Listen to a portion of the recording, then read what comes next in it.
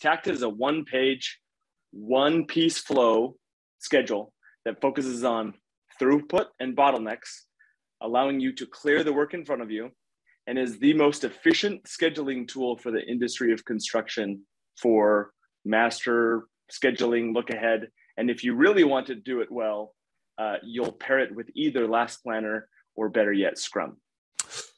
Oh, Spencer, yes, you said the magic words. That is amazing. Yes. If I don't say Scrum, Felipe will jab me after. So yeah. Every time we'll get points every time we say Scrum and Takt. So that'll be good. The funny thing is, at Elevate Construction and LeanTakt, we do more Scrum than we do Takt planning, because everything we do is on some sort of Scrum board, honestly. And yeah. Even though Takt planning is going to change the construction industry, Scrum should be the first weapon of choice to getting things done. When we do Takt planning and we want to be looking ahead and clearing any roadblocks or things that would stop the work from being able to flow, we use Scrum to do that. We use visual systems in Scrum to help to make the Takt plan actually be able to come to life in the field. It's one thing to put something on paper and put it on a wall, or print like a 50-page CPM schedule and give it to people. That's one thing. But then actually going in the field and making flow happen, and Scrum is integral to making that work. Oh, my heart is singing. Thank you so much, Spencer. And just a shout out, if anyone hasn't picked up the Construction Scrum book, this is a must read. Everyone that is going through either a university or starting their career in construction, this should be your first book, followed by a slew of others. There's so much reading and different things that we have available to us now. And because of the work that you've done and all these others that have come before us, we now are starting to have a library of really, really great information for us. And there's more coming. So welcome to the EBFC show, the easier, better for construction podcast. I'm your host, Felipe, Engineer Manriquez. This show is all about the business of construction. Today's episode is sponsored by Bosch Refine My Site is a cloud-based construction collaboration platform that applies lean principles to enable your entire team to plan, communicate, and execute in real time. It's the digital tool that works in tandem with your Last Planner system process and puts it all together in one simple, collaborative ecosystem. This easy-to-use platform is available in English, German, Spanish, Portuguese, and French, and can be used on desktops, tablets, and mobile devices.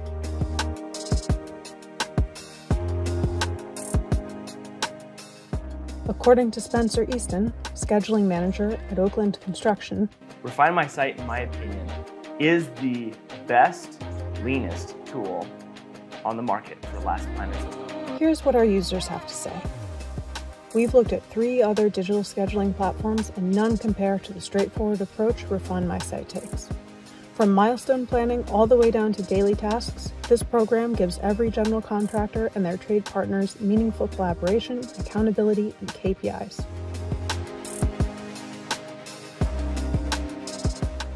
Register today to try Refine My Site for free for 60 days.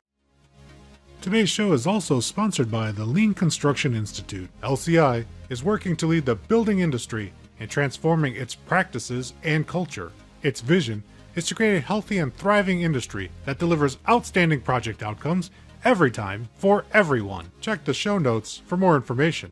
Now, to the show. Welcome to the show, Spencer Easton. Spencer, oh my God, we've shared so many car rides together. We've been like shoulder to shoulder, like tight, super tight, squished together in a car. I mean, we've flown, we've traveled, we've takted together, we've trained. I've benefited from your tutelage on video editing, on great conversations on scheduling. Thank you. And I started in the trades, a laborer at first. So I wasn't even really a tradesman. I was pushing a broom or with a shovel, just doing random things here and there while I was in high school. And when I graduated, I started on a concrete crew and kind of traveled the world a little bit. And after a few years of that, I decided that what I didn't want to do that anymore. And I was in the train yard. I forget what it's called. It's off of Church Street, if I remember correctly. Right. So I was sitting there in a porta-john.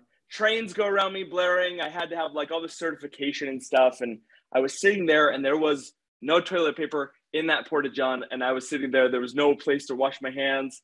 And it was so hot. And I just remember thinking, I want to use my brain now. I'm done using my body.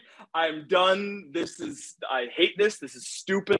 I don't want to be treated like an animal. Like, I'm done with this. So like that day I went home, I went back to the hotel and I started like looking up, colleges back at my hometown. And I started figuring out, how do I get back to Utah? And I want to go back to school. Like, screw this.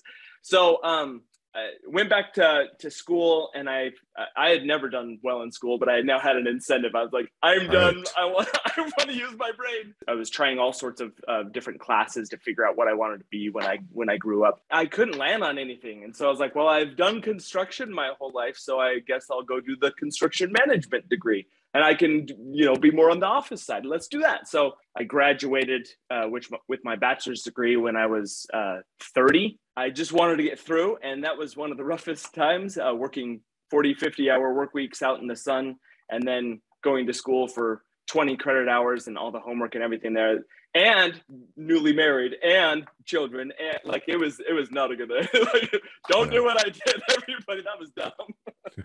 So yeah, but no, it's a good path there. And it shows, like, people that don't know Spencer as well as I do, Spencer has like the biggest heart I've ever seen. And he's also naturally a teacher. So I think maybe those experiences happening later for you has paved the way for you to be such a great guide, coach, and mentor to people. But I just wanted to give you a shout out because your heart is huge, Spencer, and admirable. And I consider myself lucky to be your friend.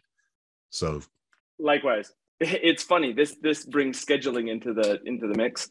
I was working at a crane company while I was going to school, and I got in with them on kind of their dispatch side and started helping run operations. And then ultimately it all kind of landed on my shoulders, and I took it over, and I was figuring out, well, how do we make the system better? And I started to like dream of these different things, and I hadn't been introduced to Lean yet. And I was like, I really like this, like figuring out a process and why isn't it working as good and how to improve it, like those things. And so when I ultimately started learning about Lean construction, it just rang true to me because I loved that. Like, I started like being able to do those types of things, and I loved it. Like finding ways to improve things. Like I would get a rush off of it, and I swing like too far sometimes, and I'll drop like standard processes or things. Like, if I see there's a way to improve, it's like, I don't care about what I was doing. I'm now doing this. And I sometimes go a little bit too fast for folks, but that ultimately led me to a job that more aligned with my degree. Oakland Construction was hiring, and I went and interviewed, and the gal said, well, from your experience with like dispatch and scheduling and all these different things, we have a scheduler position that's open. And I was like, that's a position? I thought the teams just managed their own. That's a position? And she was like, yeah. And she described it to me. I was like, huh. I was like, yeah, I don't have P6 experience. I obviously my CPM like coursework through the degree. Yes, I know what CPM is, but I've never done that. That's interesting. So I went there. I started my career as a CPM scheduler. And I quickly found out that, in my opinion, it was a waste. And this was even before I figured out or I started learning about Lean construction. I was like, nobody is looking at this. So why are they paying me to do this when this isn't really what's happening out in the field? And why is there that disparity? And so I set off on this journey to like figure this out because I wanted to improve the process. I was like, this isn't working, yet they're paying me a good salary to do this, and it's not working. One is intended, or two is we're trying to do it. And so it was a really interesting time. I've been searching and looking for, how in the world do we make this better? That same issue is everywhere, not just in the United States or the clients that we have at Elevate. You and I both have been across the world seeing that these same problems exist everywhere, and that this tool that somehow got hold of an entire industry is so embedded and ingrained in processes and in contracts and in an ethos and like everything that we do. And it's crazy because it doesn't work. And the thing that goes hand in hand with this is kind of our mentality in the construction industry, which is completely opposite from mine. That's just the way we've always done things, right? If there's one thing that we all know, like if you say that to people, it rings true. Even if it's not spoken, it's kind of the underlying motto of the construction industry. That's just the way we've always done it. It's technically it's not. We've been doing this since the 60s, like standard across all of the construction industry. Mantra of like, let's just use CPM and that will work. It really hasn't. And it's caused us to decline in a lot of key areas. I don't have any hard research. I haven't figured this out other than my questioning folks when I get to the job sites or when I'm doing schedule updates. And I ask them, what's the biggest issue? Like, what's going on? And everyone has the same answer at its core. It all comes back to schedule. It all comes back to schedule. So why, like, I see that the team is stressed out. What's going on?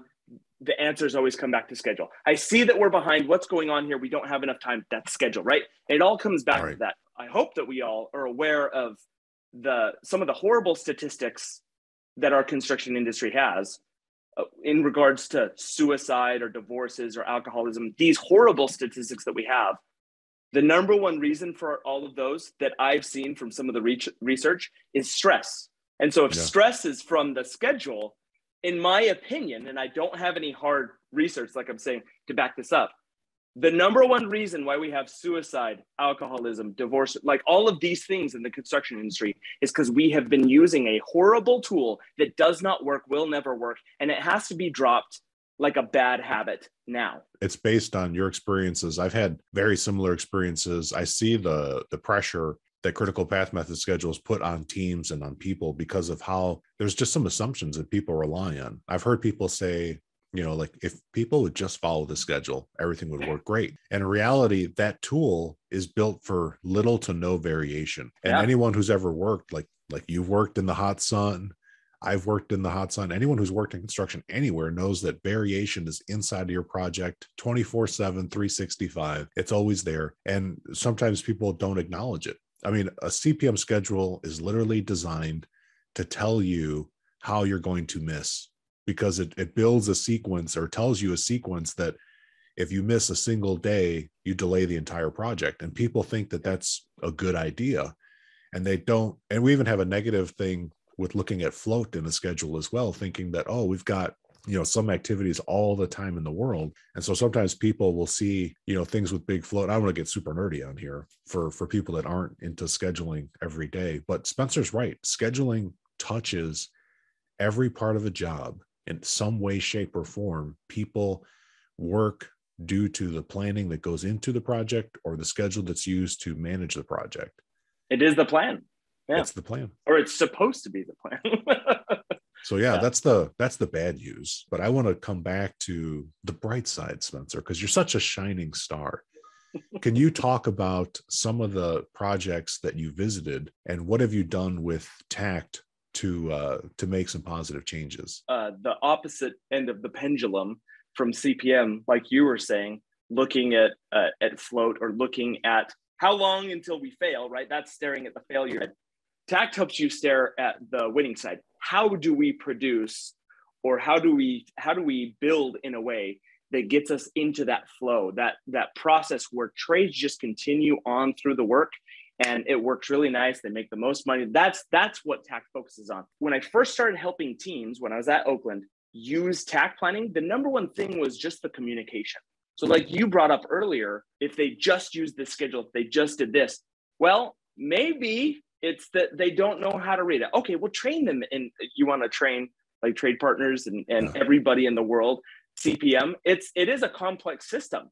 And why don't we spend time in making it more visual? Why don't we spend more time in figuring out how to communicate better? Instead of a 60-page schedule, let's give them one dang sheet that has the same amount of information on it. If we can accomplish that, it's amazing. I've had some of the most CPM religious like believers in the world. I show them a Takt and I'm like, ooh, that's a really good communication tool. Yes, it is.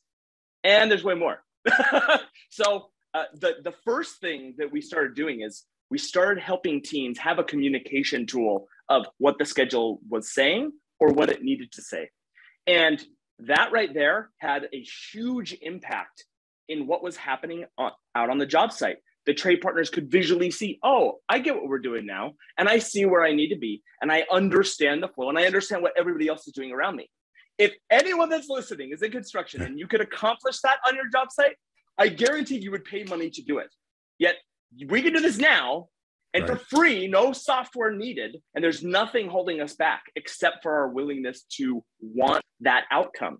And everybody in construction wants that outcome. And then ultimately, it started catching on like fire, and then it became an initiative. The CEO of Oakland started calling the scheduling department, because we were on the forefront of this. We started turning 100% of our focus from P6, and we started including Takt and Lean and all these other things. And yes, we still had the contract language. We had to supply the P6, but then we started using Takt to dictate what the CPM was saying. So it was, okay, we want this flow. This is now our master schedule. And if we need to provide this report here, this CPM report, we'll have the schedulers just take that information, put it into P6, and give it to them to be able to appease those contract stipulations. That really is the first step for anybody that wants to start using Takt or Lean or any of these processes. Figure out the thing that will give you the most bang for your buck. And with Takt planning, it's communication. If you can increase that communication, just like what we talked about with the last planner system, that's increasing communication and collaboration. When you do that, only positives come out. So why not start to communicate in a way that will help everybody on the job site be able to see as a group, know as a group, and act as a group? Oh, amazing. And we've had Spencer, just to fill in from the owner's perspective, when jobs don't go well, and a lot of construction projects don't go well and they go to litigation at times, the number one root cause is failure to communicate. Have effective communication, regular communication. Communication is always at the core of jobs that struggle. And so like you're saying with Takt, and people will in the link, jump on the link. Spencer and the team at Elevate have put tons of pictures and examples. And Spencer even wrote a blog. We'll put a link to the Lean Construction blog article that you wrote about how to start using Takt. And it's quite simple. It's visual. It's beautiful. And you know what? We'll even throw in a Jason Schroeder Lean Builder blog just for contrast, because he has quite a few of those, and those are really neat. There's some nice handwritten notes. I like the little people, and I like the coloring and the flow of Spencer stuff. And people, I am a user of the work that Spencer creates, and Spencer helped to take my thinking of Takt to a whole new place. Because by the time that I met you and we really dove into this, it was about a year ago, Spencer. I mean, you'd already had like how many years of practice with this with teams? Probably 3 full years when we first met. Yeah, 3 full years. And I mean, Spencer can do things in a Takt plan that I thought looked like magic. And then until I got into a plan and I did one of the same things, I took a schedule based on listening to him share with me, take a schedule, put it into a Takt format where it's just in the one page, and then break an area up. And you could do little experiments and Takt out an area based on the same sequence, changing batch size. And there's math involved too, but even just taking a guess. And I've taken weeks off of a schedule, giving crews more time, adding buffer, and still finishing weeks and weeks ahead of schedule with the concepts that they have, which is super Scrum friendly, of course. And people, you won't know until you go through. So I highly recommend spending any time you can consuming anything that Spencer puts out. And the YouTube channel that you guys put out is incredible too. Like I have the bell icon turned on, so I get every single video that drops and I watch every single video. Can you share a story about turning a job around? And you can anonymize it, to protect the guilty and the innocent alike. Yes, we have a project we talk about often. And this project started getting behind, and it was down here in Arizona, and I was living in Utah at the time. And this was actually the reason why Oakland had me move to Arizona, was because of this experience. So there was problems in it, and they couldn't figure out. The team, or actually the superintendent, had this this feeling inside. He's like, I feel like we're further off than what the schedule is showing us. Like, this isn't right. And we've been through it. Like we've been through all the checks, and it's telling us that it's healthy. We're all good, ? But something's not right. We have these other procurement issues, and we're off by, a matter of weeks. I think it was 6 weeks at the time or something like that. And I get a call from Jason Schroeder that I needed to get on a plane and go down and help get the schedule kind of, a second set of eyes. There's big problems in it, but it wouldn't be flagged in any like CPM metric. And it's like, this isn't being built right. Like, this isn't right. And there is no flow. So we set out, and if you go on our blog, we have one that's called Critical Path versus Critical Flow. And it's actually the visual of that. Oh, perfect. And we did a flow analysis of what the CPM was saying. And obviously there was no flow. But looking at it, you're like, yeah, this can't work. So what needs to happen? And so we did a contrast. Here's a takt plan. Here's what needs to happen. Here's the flow. And here is how we have to break up the building in order to hit that end date. So it was, what is the right batch sizing and getting those areas and the sequence all lined out so that we can hit it correctly and finish. And that project turned around. They started implementing Lean, the huddle systems. They did like a kind of a quasi like last planner, not really last planner, but some of the aspects. They were doing some some like phase pull planning, and they had some weekly work planning type things in there. It was this like Frankenstein that we helped to create, but it really worked for that team. They took the things that they needed for that team, for that project, and they started implementing it. When I went down there the second time, they had those Lean things in place. And the number one thing they started to do is they saw that if they wanted to keep that takt time or that rhythm, they need everybody to be able to move from area to area. And to do that, you can't just leave materials laying around. No. So they knew they needed to be hyper-focused on safety and cleanliness. So that's where they focused their time. At that point, it was the cleanest job I'd ever stepped foot on in my life. And I would tour projects as a living, as a kind of a scheduling manager, director type role. So in doing that and seeing one of the cleanest job that I'd ever seen at that point in my entire career and being like, oh my gosh, this is crazy. And it was from that first step into, we need a better system, we need a better way. And so how do we get there? If we're using takt, what do we need to do in order to do that? Well, we need safety, we need cleanliness. And so focusing on that helped to be able to see where the issues were. It wasn't just mountains of material and crap and trash everywhere. And you'd go to this project and there was a different feeling there. That was some of the outcomes of that project. They did finish on time. 30% of all the people that were on that team got raises. They got the next job awarded to them without any competition from that customer. And we started to do that type of recovery on other jobs. Same outcome. Not exactly, because different teams are different, right? And they use things differently, but it still had that same outcome. Project team, way better, raises, customer raving fans, like job site, super clean, super awesome, improving. And there was this last project that I was really focused on right before I left. I believe you toured it. I'm going to say it because it's out there a lot. Yes. The NEAC project.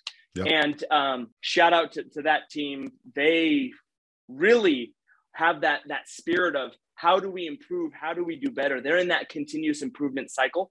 Because they started from that respect for people, they got into standard systems and flow and visualization. And once they had that foundation, that's where they're at now. They're in that continuous improvement cycle. And a lot of people start in the continuous improvement. That was me before I knew that, okay, why are we doing this? What do we need to start with?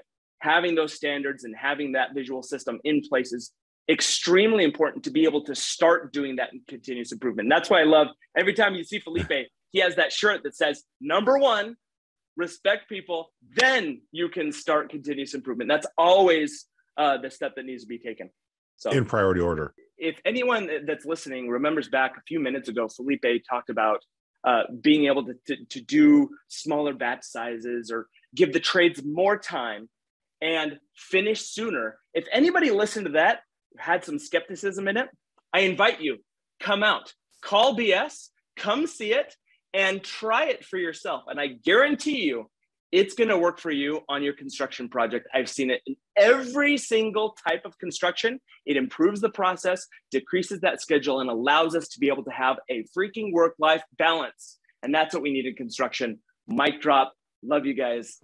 Subscribe to the EBFC show because it is freaking awesome. That was awesome, man. Thank you so much. Just in time, part 2. Ladies and gentlemen, welcome back to part 2 with Spencer Easton.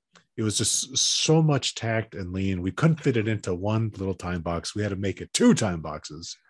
So Spencer, for the people picking it back up, you've already done your amazing introduction. Is there anything else you want to add just to remind people why we're still talking about tact?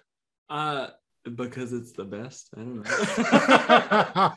the thing that I loved, and Felipe and I just recently were able to attend the first International Takt Forum that was put on by P2SL. Iris Tomlin and all the people at UC Berkeley did an amazing job. They invited someone that I had met before, I think the 2018 or 19 LCI, Digby Christensen. So he's with Sutter Health, and I'm telling you what, like, we need to like get that recording and blast it out there for folks, because if there was a microphone drop about why we would need to talk about tact, he just did it in that tact forum. Like, oh my gosh, coming from what they're doing at Sutter and the IPD and the great work they're doing for construction and the lean construction community, to hear him say the things that he said about CPM and the things that he said about lean and tact and like all this stuff was just like an ego, not an ego booster, but like it was like, okay, yeah, we are headed down the right path, because seeing how it actually applies, not just like on the construction side, but from an owner perspective, that this is the only way to start improving and get that stability that we need and start going forward. He name dropped Scrum and all the right stuff. So it's like, yes, it does work. It is working. I'm not just in an echo chamber. You're not just in an echo chamber. It is working everywhere that it is tried. So that's it right there. There's one thing. There's one thing. And for people, I took screenshots of parts of his presentation. We're going to get the recording. It won't be available inside of this podcast, but you had to have gone to the first International Project Production Laboratory, P2SL, Berkeley, California, Takt Forum, with over 14 countries represented. Spencer, I will put in a screenshot right here. I'll just put it over my face right now as I'm talking and show the map. I did a quick map in Mural of all the countries that were represented where tact is happening on construction projects annually. And so I have that. And actually, you know what? I could bring that up right now while we're talking, because I have the technology. That is so cool. And you can see, like, I muralized it. It is spreading. And if you haven't used Mural, if you're just now tuning into Felipe, you might not have heard about Mural yet, but Miro, these types of softwares, right, if you're in construction, absolutely game changing, period. You need to check it out. A way to visualize your workflow, a way to organize stuff and really collaborate with your team. One of the best tools out there for construction, I would have to say. Hands down. Like, even if you're co-located, it's still a great tool to show people things that you can just whiteboard, like, and now they have Infinity Canvas in Mural. So these are from the P2SL and through my friends like Spencer, Jason. These are all the places worldwide where tact is happening. You got Australia, China, the Three Fingers here in Europe. You've got different parts of Eastern Europe, Central Europe, Canada, United States, Mexico, Brazil. Tact is going big in Brazil, and Costa Rica. There's a lot of people that are just barely starting to hear about it. I've heard from people from Belarus, from Belgium, from all the Middle East countries. Like, we get bombarded. Qatar. I've been on calls with these people that are wanting to start their tact journey. So this is who's doing it now. And it is spreading even further into the far reaches of the world. Absolutely does work. So there it is. Or just watching us on YouTube, you can take a look at that visual. I think Digby might have said something like, if someone's trying to confuse me and they give me a more than a couple of pages CPM schedule, I know just to not even pay attention to it at all. Was one of the quotes that he said from the owner. From the owner direct, people. The owner said, I don't trust CPM schedules. Yes. And he said, and especially If the job is like 3 years long and your schedule is more than 80 pages, I trust it less than nothing. And so that's not me saying it. That's the client. Yep. And once you show tact, like I've had owners say, fine, like legitimate quote, finally a contractor that can communicate to us a schedule that I can understand. I've been with companies where we've been awarded projects and they said, it's because of this schedule that I can see. I can see that you understand and you can make it simple so that I can understand. If you can have that type of communication with me, I can only imagine what your communication with your trades, all the foremen, and how that is going to work. You guys are going to win. If you want to know what we're talking about, go to LeanTakt on YouTube, and we'll put the link in the show notes description so you can just one-click yourself there and consume the hours of content that I watch, and I regularly watch. Every week I've got you in my ear talking to me about takt plans and buffer management and all these great things, and I'm using it every day at work. And so I want to say thank you, Spencer. And for anybody else, there's thank yous coming from people all over for the content that you guys are creating that's helping us transform how we communicate, how we manage, and how we just make things easier for everybody. I can't let you say that without mentioning my mentor, who I work for and with now, Senior Jason Schroeder. We found my book. Yep. The takt planning book together. Mr. Jason Schroeder. Yep. He introduced me to takt planning. So your thanks to me is really a thanks to Captain Schroeder. He's helping to change the construction industry. And it's funny though. I don't know if I've shared this story on a podcast before. The first time Jason, when he showed up at Oakland, where we worked together, he was doing a presentation about takt planning. And I had read about stuff. I had read Adam Franson's thing on the Lean Construction blog. I had seen, I'd done some research and I thought I knew about what it was. And he was talking about it in Excel and all this stuff. And being the P6 guru that I was back then, I legitimately thought in my brain, this guy does not know what he's talking about. And oh, how the turntables have turned. And now I've left that career path. I've dropped all that. And it's like, okay, I felt like I had made it somewhere. And it's like, no, it's not helping anyone. If anything, it's hindering. This is a path forward. And we have to be willing to move with the times. If we don't, that's when companies, this is what happened to Blockbuster. This is what happened to all these old companies that didn't change with the times. If we're not willing to improve and change, people, the market is moving. And for anyone out there that is working for a construction company, with a construction company, if you're not moving your production system, your scheduling system, master schedules, look ahead schedules, everything to takt in conjunction with, if it's the last planner meeting framework or within the Scrum framework, and really looking forward and looking for those roadblocks with a Scrum system, you're not going to be able to compete with the rest of everyone else that's using takt. Oh, I've got some statistics for people. These are current numbers as of today that we gleaned from the International Takt Forum. For industrial and manufacturing projects that are using takt, they are being delivered today 70% faster than their CPM schedules. For residential multifamily construction, they are being delivered today 50% faster than the CPM schedule projects only.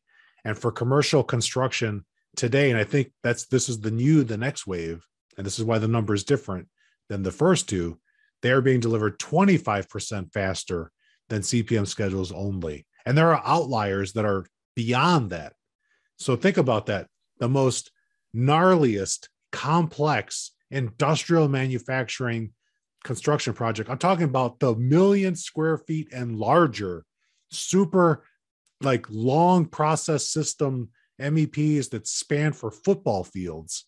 But Felipe, it's not cookie cutter. It won't work. Yeah, it's not cookie cutter. Those non-cookie cutter projects are being delivered almost three quarters faster in 3/4 of the time than a traditional CPM run project. Smooth, with buffers, happy people at the end that want to do the job again. And I've even heard people getting repeat work repeat work. Yep. Because of how they ran those projects. Even Takt done poorly will do better than CPM alone. That's when you know a system really works. Yes. It's like with Scrum, Scrum done poorly. Yes. And I'm more on that side. I'm doing Scrum poorly, and yet it is a way better system to track my things. That my list every single day is a Scrum board. I know. I've seen it. Our company is ran off of Scrum, which is kind of funny. Yeah. Their whole company runs on Scrum, and their whole video production system runs on Scrum. Their engagements. We did tact the book when we were writing the book. We tacted it. We had to. Yeah, you had to tact it. Yeah. When I wrote my Scrum book, Spencer, I scrummed this with. I know for sure. With my team. Yeah. And my favorite part was when my editor was telling me that she got her teenager to scrum some schoolwork after, and the only exposure she had to Scrum was just being the editor of my book. That's awesome. And it worked. Everything she said was like textbook. It was perfect. Like right from the Scrum guide. I was like, oh my God. It's just, it's just so easy for people to get their arms around. Yeah. You'll remember when you and I went with Jason to Germany. Yes, I do. When we met Marco Binder in person, he had a couple examples that he showed in his presentation. And he talked about a specific project. I don't know if you caught into like me asking a lot of questions about that specific project, but it was a multi-use type project. And I asked him about, how many number of units, how big of the square footage, what was the outside? Like I started asking all these questions. I had finished a project of actually a couple projects just like that up in Utah. This is an apples to apples situation here. I know it's a different country. I know like a lot of different things, but that's the same building. It's the same building, same size, parking structure below, PT deck, and wood framing from there. It's like, no, this is the same. And it's okay. So I asked him a ton of these questions like, okay, how long did it take? And he had it on his presentation. It was just under 6 months to build that building. Same exact building in the United States, in Utah, over 15 months. Has it been a year yet? Has it been? No, it hasn't been a year. It has not been a year yet. Not even a year. From that moment, it's like, I'm done. Like, no, stop it. Like, there's no freaking way. My brain couldn't even like fathom. It's like, how could you physically do that? And he even said, it goes back to all the principles, right? And he showed me, and it's like a one-day tact. I was like, dang it. And then going through it, it's like, this is what is possible. This is what we are leaving on the table. That is the waste. We all talk about like the 8 wastes. And it's like the biggest waste is how we manage our jobs, period. How we communicate and how we can see and visualize flow, period. That's why Toyota and all these people, they started with, we need to get the production flowing. We needed to flow where we can and pull when we can't. That's it. Start with Takt, like you guys say. Start with Takt. Takt. Then use pull systems like Scrum and Last Planner system. It's just like when we were on the production floor at BMW. Yeah. When we walked on the floor, you remember all the systems that you could see. Here was their inventory, and it would come in. When we were standing on that conveyor belt where the cars were above, right, and we saw all of the materials coming in that takted or that flow of the production. The actual conveyor belt, that's the flow, and all the materials coming to it were on that pull system of here's when it needs to happen, and we pull backwards. So it's flow with pull supporting it. That is the system. That's the lean manufacturing system, and it's a big thing that we're missing in the lean construction community. That we need to focus on flow and pull things to that flow or from that flow. Exactly. I told people like we got to start shifting our language to thinking in terms of critical flow and not critical path. Yes. Critical path is the path to a crash landing.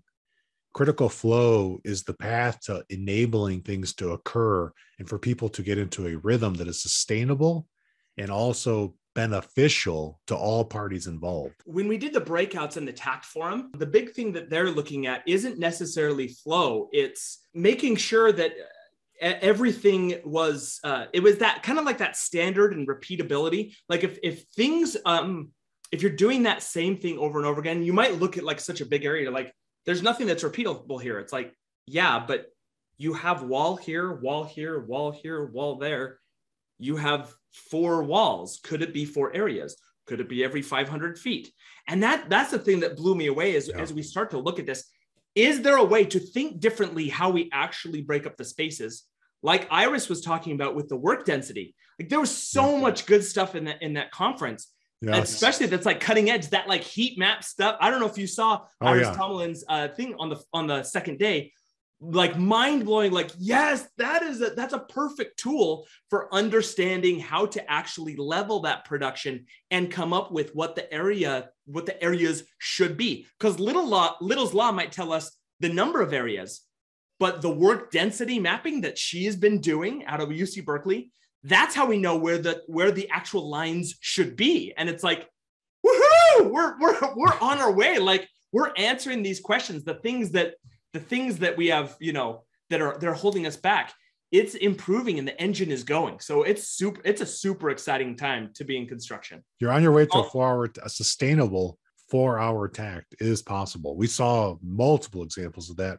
And on those, I noticed that the smaller takt times, people were looking at that work density. That was the big differentiator. It's the key. Yep. Super critical. And even talking to Marco today, he was saying that he's like, the way that I approach takt, he's the same way that Spencer and Jason approach it, and Janos. It's like, it's an agile way.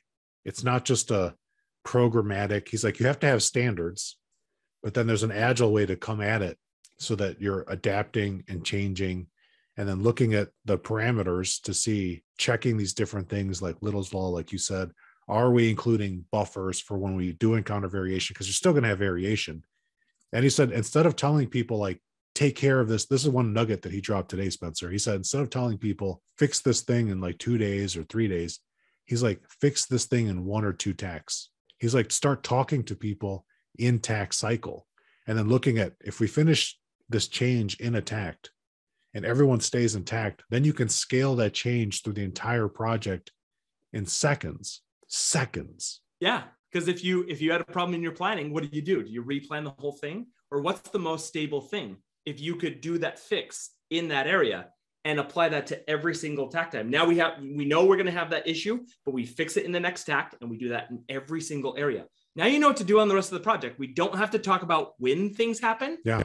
We talk about how to make them happen. Just like, do you remember when we did the simulation? We were running around like chickens with their heads cut off.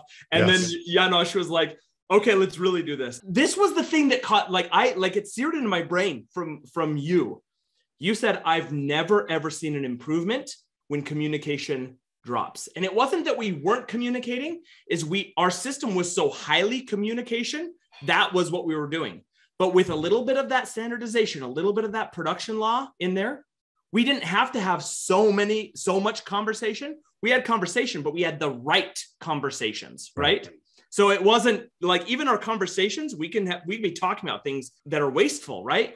And so really dialing that into, what is the value adding communication that we need to have? What's the value add collaboration that we need to be doing? This is the way.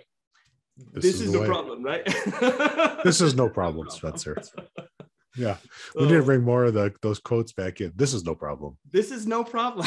Oh, you're on a CPM schedule and you're 3/4 of the way through and you think you can't start doing takt? This is no problem. You can start doing takt even on that. And we have to be careful, but it cannot become a religion. Like, right. Yeah. We do need to have standards. We do need to have processes, but that's what got us to where we're at today, is that we went too far into, you have to do it this way, period. Right. Takt is working for what we need now. And in the future, if we find something better, this tool is going to go on the shelf, period. And that's how we should all look at it. Our processes help us to do the thing that we're setting out to do, build the building, build the road, whatever that thing is. And if it doesn't, if we can find a better way that serves us in the future, then this tool, thank you. It's like the Marie Kondo thing. Thank you for serving me for what you've done. You're going on the shelf. If we find a case where you become, more helpful again, we will use you. On we go to better, greener pastures. And that is where we're at with CPM. We are taking that CPM thing and we're saying, thank you for being with us. And we're putting you on the shelf, and goodbye. And we'll miss you, CPM, for a second. Some of us more than others. Yeah. And I'll miss being yelled at for, why this area is available and people just aren't bum rushing it because you can. because you're on a cost load CPM schedule and it just tells you to flood the job with more people, even though it like chokes your throughput down. There's so many. And everyone starts yelling at each other because like, well, it's his fault because I need this one little pipe, moved in this area so I can get in there and do that work. And then Spencer, the other guy's yelling at the other guy, right? And it just I had that same conversation with a friend of mine. He was like fanatical about lean, like the original lean, like Toyota Production System lean, just fanatical. And I told him, I said, that's something that has been like developed over 25 years, become a system, had 50 years of being incubated in a company. Researchers studied it for 2 decades. Books have been published on it. And then people still telephone game it. And I said, when something else comes along that builds on it and iterates and evolves, like a framework or something that serves you, you have to be able to let things go that don't serve and pull in the things that do. Yeah. And so that's a famous martial arts saying too, from Miyamoto Musashi. He said, do nothing that is of no value. Ooh. It's true for martial arts, and it's true for the work we do, and just engagements with, even with families, and just having a good, full and fulfilling life. Like, don't do things that are of no value, and you decide. It's subjective. It's even like people, I've gotten into arguments, Spencer, as you know, I sometimes get into debates online with people. Jason and I talked about this for a long time. People would say like, you're not doing last planner right. And they would like challenge like the way that you do it. And if they didn't see you doing it like textbook from the 1995 paper. Was there a textbook? There was a paper published at one time. It was like 200 pages long, Spencer. And people said, if you weren't doing it like that way, then you weren't doing it. You're doing something else. And I said, that was over 20 years ago. And I said, let me ask you this. What type of results do you get with your last plan implementation, your textbook implementation? Are you improving your milestones every single month? Because I am. The teams that we do this with, we do. Do you do that? Is the system giving you what you think it should be giving you? Just like Takt. Takt is a great system because you know very quickly if something gets off of Takt, and you know if you start to eat into buffers or if you got to stop the trains. It becomes super obvious. And so that's why I think people don't get so hung up on it. And I'm the same way with people that do Scrum. Like, I'd rather you try and get into these habits of these nuanced different things and learn and be patient with yourself. And especially with Takt, because there's a lot of written on Takt, and there's volumes written on line and balance, right? Volumes and volumes. But people, try it out. And then if things don't work, try to understand, like, why didn't it work for you? Was it your understanding of it? Was it the environment? Was there some other condition, right? And then don't stop trying. Don't stop experimenting. Don't stop learning. Like, Spencer went from CPM hero to Takt hero in the span of a year? Spencer is a perfect example. He was like drinking the CPM Kool-Aid. That was his full-time job. He was suspicious of it, but he wasn't like he was telling Oakland not to pay me for doing that stuff. And then he learned something new, had direct experiences, experimented, learned, cycled back again, learned more, tried more things, he even read research papers. He even helped to write a book about it, tested more things, taught people.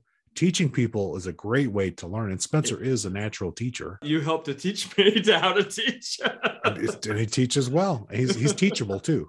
He's teachable and he teaches. Spencer and I want to encourage everybody listening, like, don't just look at us and think like, well, but they've got whatever years at this. Like, we were exactly where you were right now at some point. Like, I didn't grow up knowing what Scrum was. I certainly didn't grow up learning what Takt was. I learned Takt years ago, and it wasn't until I started mixing in with Jason and Spencer and then Marco and Janusz, and then in that swirl, like, really radically changing how I saw Takt. But the Takt that they do is not the Takt of textbooks from 5 years ago. It is a living, breathing, evolving thing right now. We have a free template on the website. I'm not just trying to push people to the website, but to showcase what Felipe is talking about, we have a new version of the template probably every 1 to 2 months. Oh, wow. So this is not a dumb thing that we're saying go. It's a living concept that is, like Felipe is saying, changing.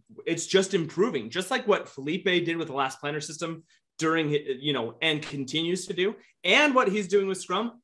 Everything should be improving. And if it's not, and it's hit a dead end, is it really something that we should be attached to? Don't get so attached to it, people. Yeah. The stuff that Spencer's talking about, all these free resources are there for you so that you can get your hands dirty experimenting. And Spencer, I'll just share with you, I mean, something that you had a conversation with me in the tightly squeezed car as we're traveling down the Autobahn.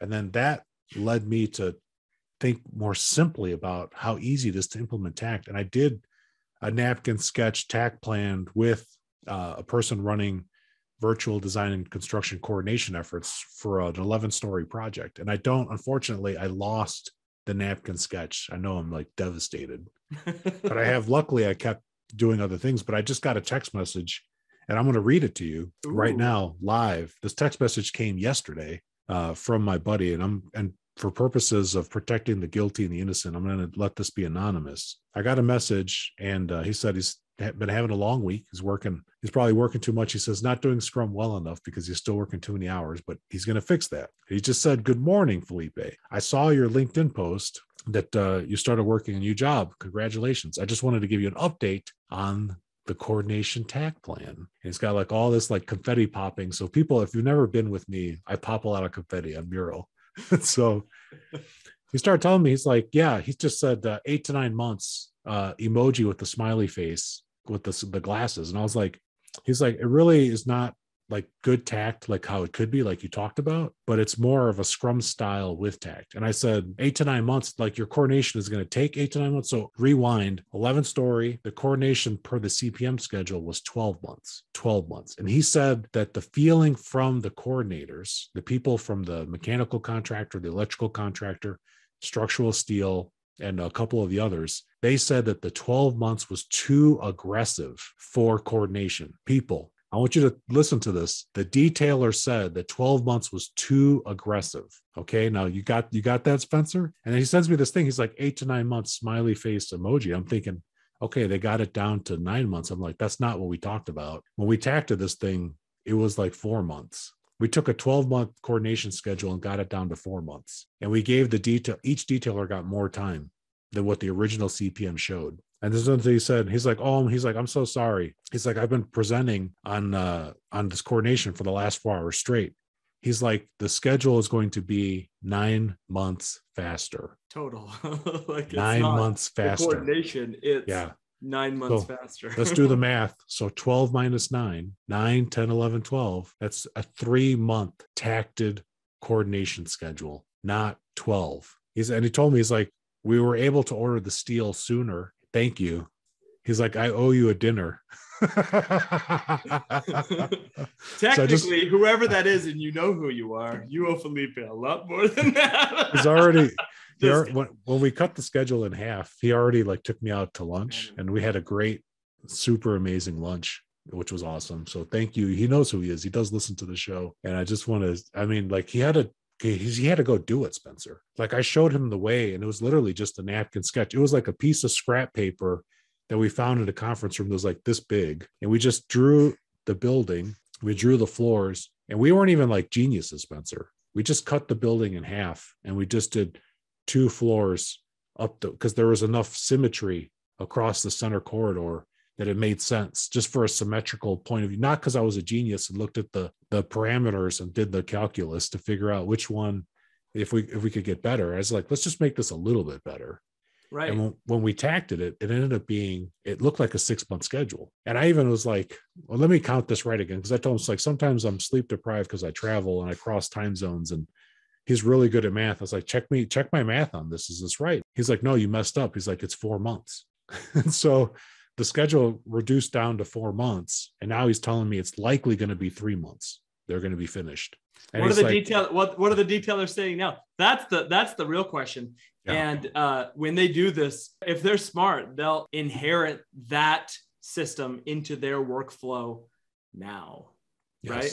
Going forward, and not just with that project, but start doing it everywhere from now on. Yeah. There's a point too, Spencer, in the Scrum training that we do. We show there's this concept of swarming, and this is a free Scrum pattern. I'll put a link in the show notes to this pattern because people can access this online. when you have this like a 3-step process and 3 different projects, people tend to be overly optimistic and say, like, if I ask you, like, how long are these projects going to take? You answer as a human being, you'll answer assuming that you'll have no interruptions or variation. Right. And so you'll give some duration. And then when people actually work on it, they'll do a little bit of the first thing, then they switch and do a little bit of the second thing, then they switch again, do a little bit of the third thing, and they keep switching. And the thing ends up delivering like over a year. And then if they just would swarm and do all of the first thing and finish it completely and hand that off, and then do all of the second thing, and then all of the third, it's more than twice as fast. And I said, that's what Takt does too, because Takt gets it down to like an increment of work package that makes sense. And then move on. Yep. And then move on. Exactly. Instead of doing like 10,000 linear feet of hallway, and then saying to everybody, all right, it's all yours now. And the people behind them don't have like the 60-person crew that some of these framing companies have. And now you just have like this mile of hallway that 3 workers are struggling to get any kind of progress on. And then you find out there's a mistake in some of the layout. And now you've got 10 miles worth of mistakes to fix. Had you just made it small, you could have been quality checking as you go. Like Jason always says, finish as you go. Mm-hmm. And I love how you guys teach in your Takt Master training. You tell people to bring in your quality checks into each wagon, or at a minimum, the last wagon, before you leave a Takt area. And I think that's just genius. You're setting them up, Spencer, so that they have to succeed. And like, if everybody can succeed through an area, there'll be no back charges. There'll be no more fist fights at work. So people, if you don't know this about construction, sometimes there's fist fights because of trade damage. I'm not making this up. No, it's serious. This is a real thing that happens sometimes. And it's just because of the pressure that people are under and the work that they have to do. And so systems like what Spencer's using and helping people learn, and of course, Jason and the thousands of others that are doing this now, you're making it so people actually have fun coming to work. Like when they say you're going to have fun coming to work, like he's not joking. You will absolutely have fun. It'll be pleasurable and enjoyable. If anybody has been like listening to Felipe, he said something earlier, the trades or the detailers, like they get more time and you finish exponentially faster. It's the win, win, win, win. Some like when I first saw that, I was like, baloney, bogus. Yeah. And I had already started using Takt. It's like, wait, what? Yeah. And they can have more time and you finish like way faster. These are the production laws. And not everybody that is using Takt is doing this because it's all an iterative process. Like Felipe said, a lot of people start with line of balance and just location-based scheduling. Right. And that improves the process. And then a lot of people go to the way more stable, a lot better visualization of Takt and just having a macro Takt plan. And then you start getting into, okay, let's do work packaging. Let's do production leveling. Let's use Little's Law. Let's understand what Kingman's formula is. All these different things. And then it just becomes like almost a guarantee that you will win. And if you're guaranteed to win, the stress is gone. And that's what Felipe is talking about. It becomes fun because the stress, everyone knows construction equals stress. That is gone. Like it's gone. And that's what makes it fun. It's not fun. Like it's stressful. It sucks, but that is our past. And it is sucked up into this point. Right. And going forward, it's not going to anymore because now we have found the way out. We know there is a magic key, but it's not magic. It's just math. That's the crazy thing. We've been doing the wrong math this whole time, figuring out how bad we can suck until it's going to fail, right? Focusing on that. Like that is the wrong math. Yes, that's math and it's, basic algebra, but it's the wrong algebra. The production laws, though, like the actual laws, like that was a made up thing. This is something that has been studied and figured out, and it works not just in construction. It globally works wherever it is applied because it's based in production and flow. And that's what we do. We produce things. We're building a building. We're building a road. That's what we're doing. Reach out to us. And it's not just us. There's tons of resources. I'm actually super jealous of all the people that are coming up right now. There are tons of resources, I know. books out there. When I first learned about Lean, I had to read it in a book that was like already 10 years old. There wasn't didn't have a single picture in it. Yep. And like even the videos I use now, like they've all been developed for the most part in the last 3 years. Yeah.